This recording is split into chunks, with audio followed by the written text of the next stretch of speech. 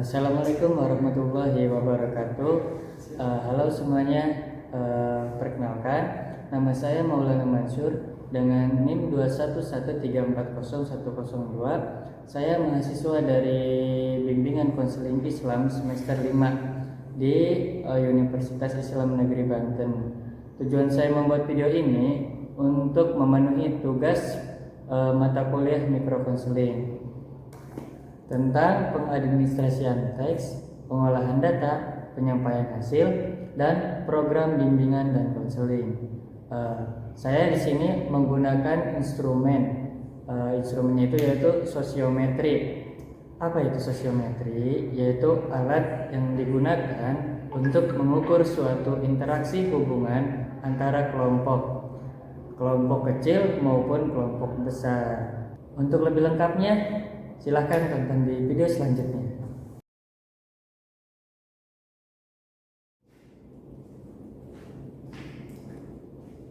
Assalamualaikum warahmatullahi wabarakatuh. Alhamdulillahirabbil alamin wa bihi nasta'in wa ala umuri dunya waddin. Wassalatu wassalamu ala asrofil anbiya'i wal mursalin wa ala alihi washabihi ajmain, amma ba'du. Terima kasih kepada teman-teman yang sudah mau berkumpul, yang sudah bersedia berkumpul di kelas ini. Nah, teman-teman gimana kabarnya? Apakah semuanya baik? Gimana, teman-teman? Baik, alhamdulillah. Baik, Mas. Sebelumnya ada yang kenal saya tidak? Tidak? Oh ya udah. Kalian ada yang kenal gitu. Saya perkenalkan diri terlebih dahulu ya. Sebelumnya, perkenalkan nama saya Maulana Mansur. Saya dari Universitas Islam Negeri Banten, jurusan Bimbingan Konseling Islam semester 5. Saya di sini akan asesmen teman-teman. Apa itu? Itu untuk mengetahui situasi tentang kelompok-kelompok di sini. Nah, makanya itu dosen saya memberikan tugas kepada saya yaitu MK Mikro Konseling untuk memenuhi tugas ini. Perkenalkan, nama saya Maulana Mansur. Saya dari Universitas Islam Negeri Banten dengan jurusan Bimbingan Konseling Islam. Saya di sini semester 5 ya, semester 5. Tujuan saya ke sini yaitu untuk mengasesmen suatu kelompok, suatu interaksi dari teman-teman semua nih, interaksi atau hubungan tertentu. Ya, saya ditugaskan untuk membuat program bimbingan konseling. Nah, terus yang pertama saya akan mengasesmen teman-teman, yaitu untuk mengumpulkan data-data bagaimana hasil interaksi atau hubungan teman-teman. Saya akan mengasesmen teman-teman yaitu dengan menggunakan sosiometri. Nah, teman-teman di sini ada yang tahu sosiometri itu apa? Pada belum tahu ya? Ya, saya akan menjelaskan secara singkat tentang sosiometri terlebih dahulu. Sosiometri yaitu menganalisa suatu interaksi atau hubungan dari suatu kelompok kecil ataupun kelompok besar. Gitu. Jadi kita harus melakukan asesmen terlebih dahulu supaya mengetahui interaksi atau hubungan teman-teman di kelompok ini baik atau buruknya. Nah, di sini saya akan langsung saja ya untuk mengasesmen. Pertama-tama kepada teman-teman, yang pertama itu siapkan buku kertas dan pulpen, kalau enggak pensil nggak apa-apa. Nah, silakan teman-teman ambil satu lembar kertas dan alat tulisnya. Nah, terus nanti teman-teman menulis apa yang akan saya katakan nanti. Saya akan memberikan contoh terlebih dahulu dalam instrumen ya. Contohnya nih, nanti saya akan menyebutkan siapa teman Anda yang ingin yang pengen banget diajak bermain seperti begitu ya. Terus nanti teman-teman pilih dua orang teman-teman Anda yang senang diajak bermain. Contohnya si Aldi ini menulis ini tulisan ini. Pilihan pertama itu si Rido misalkan. Nah, terus pilihan yang kedua itu si Aziz misalkan. Nah, begitu teman-teman ya. Nanti masing-masing kalian tulis dua pilihan tersebut teman sekelas ini yang memang sekiranya bisa diajak bermain. Nah, sekarang langsung ke pertanyaan yang sebenarnya ya. Silakan teman-teman, apa sudah siap? Siap ya? Nih, sekarang teman-teman tulis siapa teman kalian yang ingin sekali diajak berbicara. Nah, silakan teman-teman pilih dua orang teman kalian yang ada di kelas ini. Silakan. Saya akan memberikan waktu 1 menit ya. Bagaimana teman-teman? Sudah? Belum, ada yang belum? Oh belum, udah lagi ya. Udah Pak, oke siap. Sekarang udah siap ya. Silakan teman-teman kumpulkan hasil tadi ke depan ya. Kumpulkan di meja saya. Nah, teman-teman gak usah khawatir tentang data-data ini aman atau tidaknya ya. Soalnya saya di sini menjaga asas saya gitu, asas kerahasiaan. Jadi teman-teman di kelas ini semuanya tidak akan ada yang tahu apa yang Anda semua pilih. Jadi terang saja saya akan merahasiakan data-data tersebut. Jadi teman-teman semua itu jangan khawatir ya. Yang tahu itu hanya saya dan Tuhan ya. Jadi teman-teman gak usah resah dan silakan kumpulkan di depan. Baik teman-teman sudah mengisi sosiometri. Nah, saya akan mengolah terlebih dahulu. Nah, saya terima dulu ininya hasilnya dari teman-teman. Nanti minggu depan kita ketemu kembali. Kita akan membahas tentang hasil dari sosiometri tersebut ya. Baik, silakan ada yang bertanya? Tidak ada, ya udah. Untuk kedepannya mohon bantuannya ya. Kurang lebihnya mohon maaf. Billahi taufiq wal hidayah. Wassalamualaikum warahmatullahi wabarakatuh.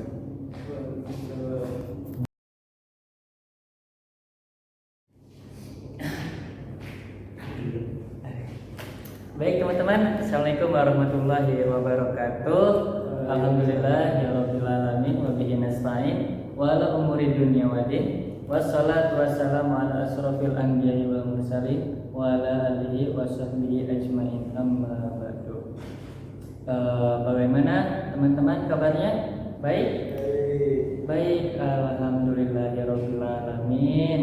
Semoga tetap diberikan kebaikan ya. Jangan sampai kita terkena penyakit dan lain-lain. Nah, teman-teman masih ingat dengan saya? Tidak, lupa. Baru minggu kemarin loh padahal. Aduh, ya udah. Perkenalkan ya, nama saya Maulana Mansur. Saya dari Universitas Islam Negeri Banten dengan jurusan bimbingan konseling Islam. Saya di sini kan kita kemarin itu sudah melakukan sosiometri ya, yang kemarin itu pertanyaan sama jawaban itu. Nah, sekarang saya akan menyampaikan hasil dari jawaban-jawaban teman-teman yang minggu kemarin itu yang sudah dikumpulkan kepada saya. Nah, baik langsung saja ya. Kita langsung ke hasilnya gitu langsung.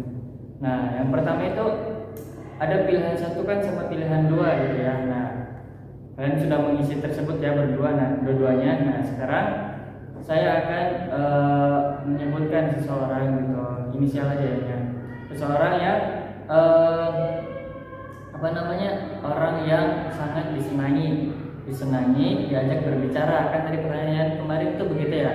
Nah, jadi orang yang sangat senang digemari itu yang digemari untuk apa berbicara gitu, dia tuh mungkin orangnya asik diajak ngobrol gitu, terus sangat mudah gitu dalam percakapannya, enak untuk mendengarkannya gitu. Jadi semuanya mungkin merasa begitu ya teman-teman ya kepada orang tersebut ini yang sangat disenangi. Nah jadi teman-teman yang memilih orang tersebut itu mungkin perasaannya emang begitu, jadi merasa senang banget, merasa nyaman banget untuk berbicara dengan dia, dan selalu ada hal-hal yang diobrolkan gitu loh. Nah terus ada lagi nih selain orang yang sangat disenangi tadi tersebut ya, yaitu orang yang sangat terpencil gitu loh, orang yang memang tidak suka berbicara mungkin ya. Orang ini mungkin introvert, terus tidak ingin banyak ngomong, banyak interaksi, jadi pengen itu sendiri gitu loh. Tapi mungkin ada kelainan lain, mungkin dari faktor keluarga juga yang menyebabkan, atau dari teman-teman mungkin yang emang tidak suka mengobrol dengan orang tersebut gitu. Apa mungkin dari omongannya, dari bahasanya, atau dari gaya percakapannya gitu, atau terlalu monoton gitu ya. Nah mungkin orang tersebut merasa dirinya itu dihindari ataupun tidak disukai gitu loh. Jadi orang tersebut itu tidak ada yang memilih dari semua teman-teman yang ada di sini. Kita sudah menyebutkan orang yang senang disukai dan orang yang memang kurang disukai. Nah ini saran untuk teman-teman semuanya yang ada di kelas ini. Kalau misal yang merasa saja nih, yang merasa emang kalian tidak menyukai orang tersebut, cobalah untuk menyukai, mungkin dia ada kelebihan yang lain. Coba aja terus diajak berbicara supaya dia terbiasa mengobrol dengan teman-teman. Nah, mungkin dia kan introvert gitu loh, malu mungkin ya, terus emang nggak mau berinteraksi dengan orang lain. Cobalah untuk memulai terlebih dahulu. Siapa tahu dia emang lagi pengen gitu ngobrol, emang nggak mau terus-terusan introvert gitu. Nah teman-teman tuh jangan cuekin orang yang emangnya yang sering tidak ingin berbicara gitu loh. Dia mungkin emang ada masalah, jadi kita kan sebagai temannya yang ada di kelas ini, kita harus memberikan bantuan gitu. Kayak misalkan mempunyai permasalahan keuangan dan lain-lain ya, kita bantu gitu dengan sebisanya kita. Jadi jangan didiamkan, jangan seolah-olah dia itu tidak ada gitu di kelas ini. Nah jadi teman-teman, saran saya bagi orang-orang yang memang tidak ingin berbicara dengan orang tersebut, silakan ajak berbicara tersebut. Gimana Pak, orangnya nggak seru gitu. Nah jadi kamu yang mencairkan suasana, kamu yang mencairkan obrolan tersebut itu ke arah yang apa aja, bahas apa aja, tentang apa aja, silakan kepada teman orang yang tidak ingin berinteraksi ini. Kalau dia, Pak, gimana kalau dia tidak ingin ngobrol gitu, dia bilang saya nggak mau ngobrol sama kamu. Nah ya sudah, itu mah memang orang tersebut juga mungkin tidak suka dengan Anda gitu loh. Jadi lebih baik kita jangan mengusirnya dulu. Tapi bagi orang lain yang belum mendengar omongan seperti itu, silahkan didekati saja. Jangan kemakan orang-orang yang di sekitarnya gitu loh. Kayak misalkan ada gosip ini orangnya gini, coba dulu, karena jangan lihat dari keluarga saja. Mungkin dia ada masalah dengan orang tersebut ataupun permasalahan yang lain. Nah, dan bagi orang yang tadi itu yang sangat disukai itu, kalian jangan selalu tertuju pada orang yang ingin diobrol tersebut. Nah, gimana ya? Karena takutnya ada orang yang seperti introvert tadi, mungkin bukan introvertnya karena keinginan ataupun karena apa gitu, mungkin karena dicuekin oleh teman-teman semuanya, karena kalian lebih memilih kepada orang yang ingin selalu diajak ngobrol tersebut gitu loh. Baik, kan tadi saya sudah memberikan saran kepada teman-teman bagaimana kita memperlakukan teman kita gitu ya. Nah sekarang saya akan menampilkan atau memberikan hasil yang sosiometri dari kemarin itu ya. Nah di kelas ini itu ada beberapa orang yang tidak disukai untuk diajak berbicara, dan ada juga yang orang yang sangat disukai untuk diajak berbicara. Nah, untuk orang yang sangat disukai untuk diajak berbicara ada satu orang. Nah, yaitu inisialnya itu C. Nah, dan untuk orang yang tidak maksudnya kurang disukai gitu ada tiga orang nih. Yang pertama itu ada inisial H, terus inisial F, sama inisial B. Nah, yang paling kurang disukai itu adalah orang yang berinisial B ini. Nah, nanti setelah saya memberikan hasil ini, hasil dari sosiogram kemarin itu, nanti bagi orang-orang yang saya panggil, saya mohon ikut ya dengan sukarela, karena ini untuk memberikan arahan-arahan dan menjadikan kelas ini supaya harmonis kembali. Nah, teman-teman, nanti saya panggil orang satu persatu, orang yang tadi yang kurang sangat disukai gitu untuk diajak berbicara, nanti saya panggil. Nah, kemudian orang yang paling banyak diajak dalam ingin berbicara itu ada 2 orang. Nah, yang pertama itu ada yang inisial C sama inisial G. Nah, itu. Terus orang yang saling memilih itu mungkin dia itu bestie atau teman dekat ya, sudah dari kecil misalnya gitu. Itu ada dua orang gitu, 4 orang, cuman saling memilih begitu loh. Yang pertama itu inisial G sama inisial H. Nah, mereka saling memilih. Terus yang inisial I dan inisial J itu juga saling memilih. Jadi sama-sama saling memilih, cuman 4 orang itu ya. Nah, terus dan ini dia terakhir, nanti orang-orang yang saya panggil kan ke ruangan saya ya. Jangan takut, saya cuma ingin meluruskan dan ingin membantu teman-teman saja. Nah, untuk pertemuan kali ini saya cukupkan, kurang lebihnya mohon maaf. Wabillahi taufiq wal hidayah. Assalamualaikum warahmatullahi wabarakatuh.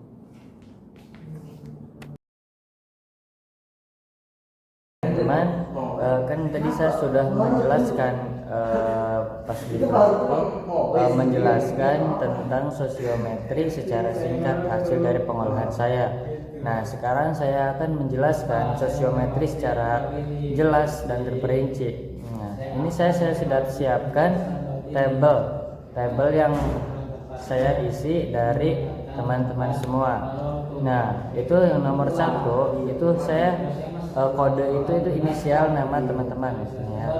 Oke, ini nama teman-teman yang bisa diinisialkan, dan ini pilihan-pilihan yang teman-teman sudah dipilih. Nah, teman-teman itu pilihan pertama itu yang saya jelaskan dari awal itu, bagaimana orang yang Anda senang diajak bicara itu siapa gitu orangnya. Terus yang kedua siapa. Nah, teman-teman yang lain juga sama seperti itu.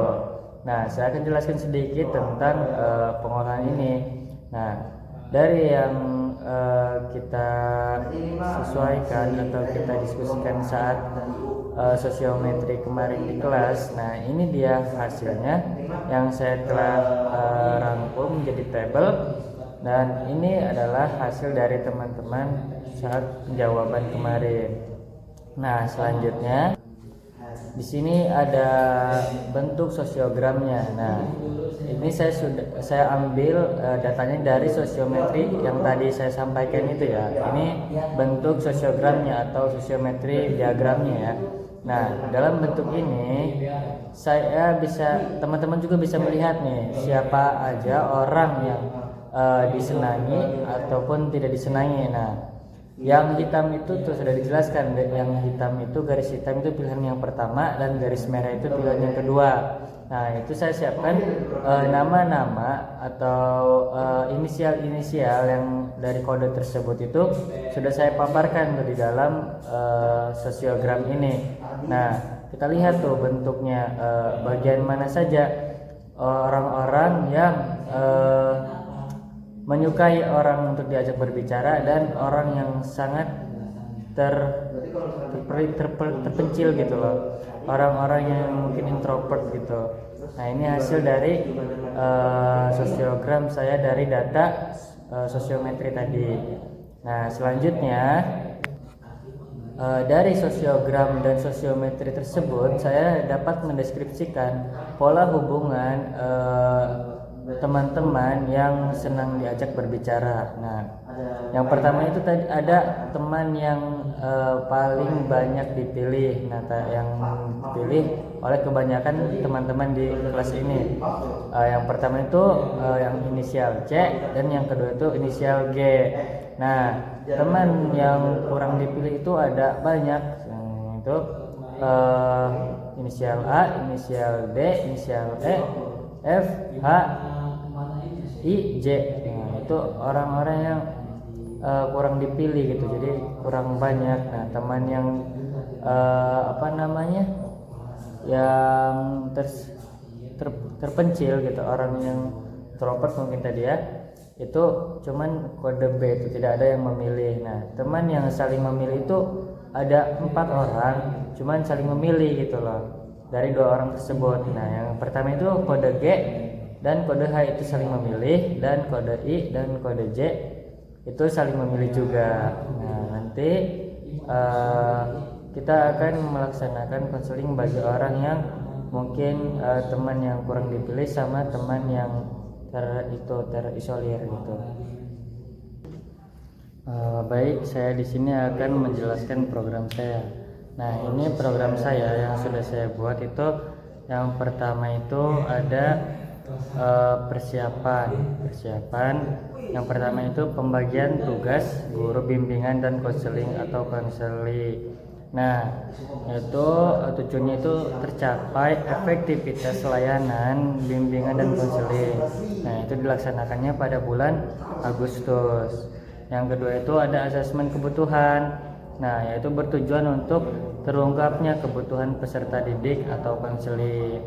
Nah, saya mengambil dari SMAN 2 Banjarsari ya, itu cuman siswanya doang, kelas 12B. Nah, itu juga dilaksanakan pada bulan Agustus.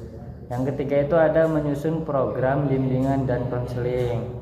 Nah, layanan bimbingan konseling itu layanan ini ditujukan untuk layanan bimbingan konseling lebih terarah dan tepat sasaran. Nah, itu juga dilakukan saat waktu bulan Agustus juga ya. Nah, yang keempat itu ada konsultasi program bimbingan dan konseling. Nah, tadi sudah melakukan menyusun program bimbingan dan konseling. Sekarang konsultasinya ya, untuk bertujuan untuk tercapainya keberhasilan layanan bimbingan dan konseling. Nah, ini dilakukan di bulan September. Terus ada pengadaan sarana atau prasarana bimbingan dan konseling. Nah, yaitu tujuannya itu untuk terpenuhinya kebutuhan sarana yang menunjang keberhasilan layanan bimbingan dan konseling tersebut. Nah, saya melakukan ini juga di bulan September kemarin ya. Nah, selanjutnya itu di sini ada layanan bimbingan dan konseling. Nah, yang digunakan itu layanan dasar. Layanan dasar itu mencakup dari yang pertama itu layanan informasi, yaitu meningkatkan kemampuan dalam berkomunikasi, itu topiknya ya. Nah, dari permasalahan yang tadi kita lihat dari pertanyaan saya itu di sini ada yang namanya pribadi, terus sosial, belajar dan karir, itu yang di bidang bimbingan itu ya. Terus di dalam layanan informasi ini yang tadi permasalahan yang pertanyaan saya itu termasuk ke dalam pribadi dan sosial saja. Nah, terus fungsinya itu fungsinya itu yaitu untuk pemahaman dan pengembangan. Nah, terus tujuannya itu peserta didik memahami penting bersosialisasi dengan teman dan membantu mengembangkan hal-hal yang ada pada peserta didik. Nah, itu saya mengambil siswa kelas 12B. Nah, saya melakukannya itu di bulan September. Nah, terus layanan dasar yang kedua itu saya memilih bimbingan kelompok. Nah, karena ini mencakup kelas gitu, jadi saya mengambilnya bimbingan kelompok. Nah, dari dari bidang konselingnya itu saya mengambil pribadi, terus sosial, sama belajar. Soalnya ini berhubungan dengan pembelajaran. Nah, itu fungsinya itu untuk pemahaman dan pengembangan diri. Nah, bertujuan untuk memberikan kebutuhan melalui bimbingan kelompok. Nah, ini saya dilakukan juga siswa kelas 12B. Saya melakukannya di bulan Oktober. Nah, terus ada layanan responsif yang tadi kan kita menggunakan layanan dasarnya ya. Layanan responsif itu yang pertama saya menggunakan konseling kelompok. Nah, itu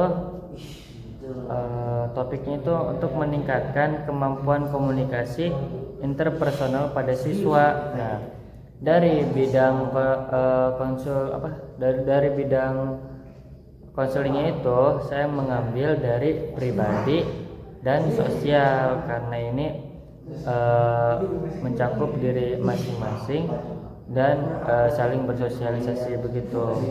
Nah, itu fungsinya untuk pengentasan permasalahan. Terus tujuannya itu terbentuknya peserta didik atau konseling dalam memecahkan masalah melalui kelompok.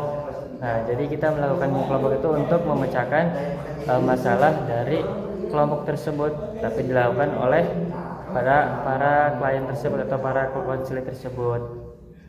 Nah, kemudian saya melakukannya itu di bulan Oktober ya. Nah, dan terakhir ini ada dukungan sistem. Nah, yang pertama itu menyusun dan melaporkan program bimbingan dan konseling.